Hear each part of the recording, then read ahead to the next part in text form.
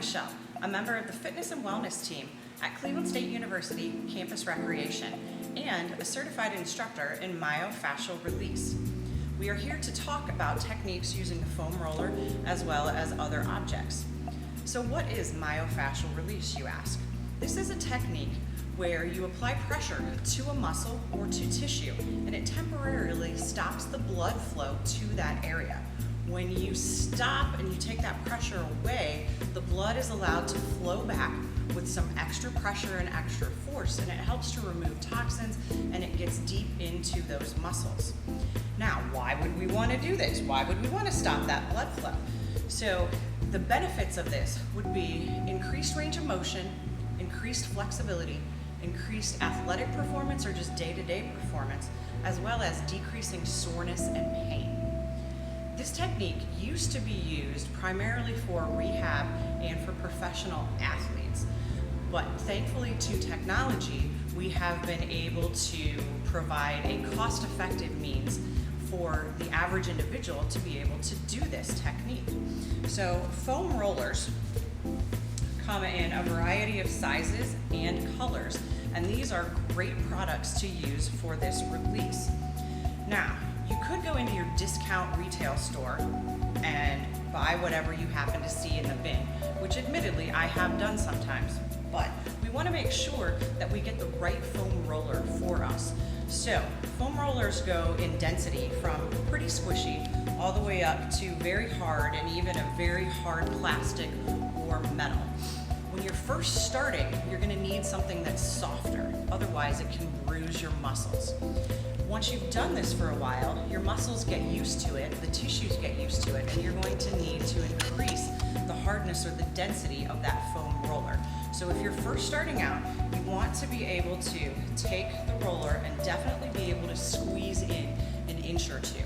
And then as you go along, you can get more dense.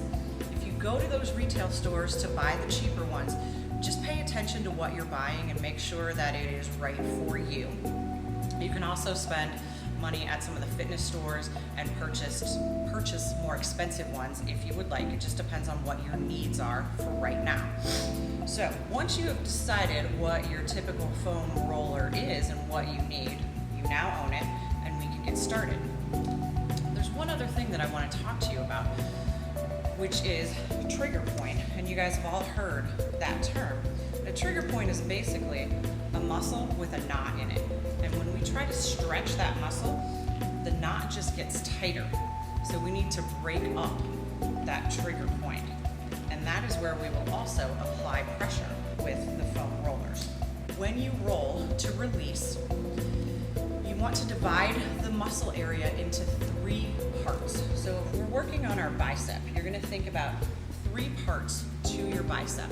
We're going to roll 1 part at a time. When we do the rolling, we are going to move at about 1 second per inch. We are going to stay on that area anywhere from 1 to 2 minutes. It's really up to you what you feel.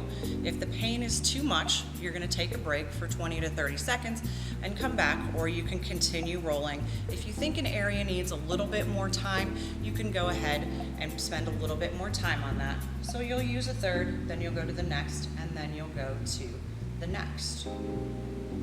If you have that trigger point area, we'll go back to that bicep. If you have a trigger point, you're just going to lay on it for a little bit to try to get it to release, and then you can start to move that 1 inch per second. So you're just going to let it lay there a little bit to hopefully help to start to release, and then you can move it.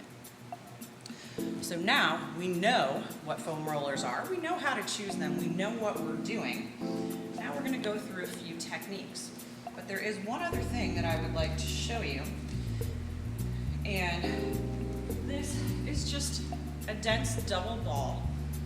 And it's great for feet because it's really hard to roll with feet. And as some of you know, if you run, if you cycle, or just as we walk through everyday life, the bottom of our feet tend to get tight. So this is a much more effective way. It's still myofascial release, it's just not using the foam roller. So I'm going to put this on the ground. I'm going to divide the arch of my foot into thirds. I'm going to apply enough pressure that I can feel it, and then I'm going to slowly move back and forth. When you're standing here, you can apply a little more pressure, or you can lift up a little bit if it's too much. And you should slowly start to feel some release in that little spot. So once that minute to 2 minutes are up, I'm going to center it over the middle third of that area. And again, keep rolling, applying that pressure. You can also do this seated if you like.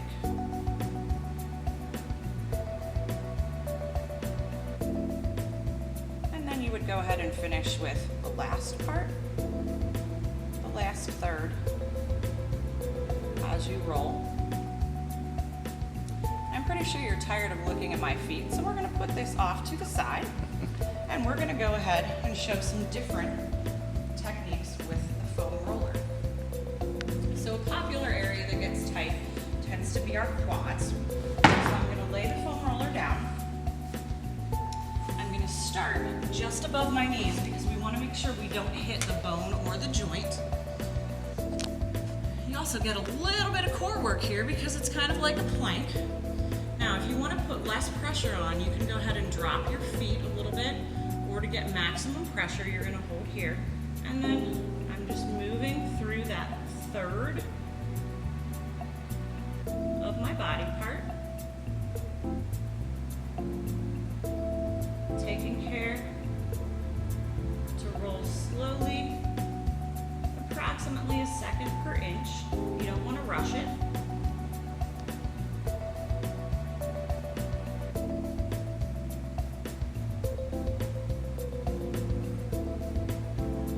So you might ask why we don't do the entire muscle. Well, it's hard to stop the blood flow all the way up and all the way down our thighs. As a matter of fact, it wouldn't do it. So that's why we keep the third, so that we can really stop that flow. And then when it's time to release and go to the middle part, the blood is allowed to flow through. Another popular sore spot is our IT band that runs down the side of our leg. And let me tell you, you're going to feel this one. So you're going to lay on the outside of that leg. You're going to know when you find the IT band, trust me. Again, it's like a plank, and I'm in the middle third right now. Normally I would start at the bottom, but just wanted to show you a little bit.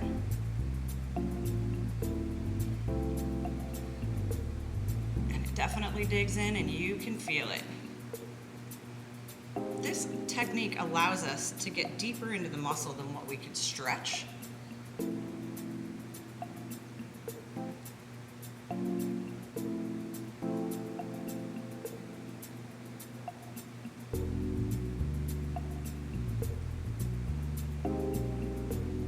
And of course, we want to make sure we do both sides on that. So you would finish the thirds and then you would roll over to the other side. Now let's go ahead and sit down on the ground. We're going to hit our calves next. So similar to the bottom of our feet, from walking, from running, from cycling, those calves take a lot of beating. So I'm going to start at the bottom.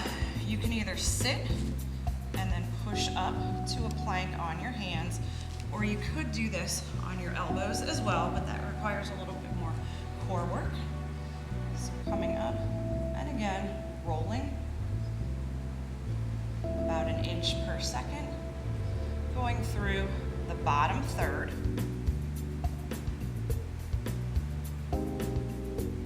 And as you do this, you can turn your feet out just a little bit to get some of the outer part of that soleus, or you can turn it in. And our final move is going to be for our hamstrings. Similar position. You just put those hamstrings on top of that roller and glide back and forth.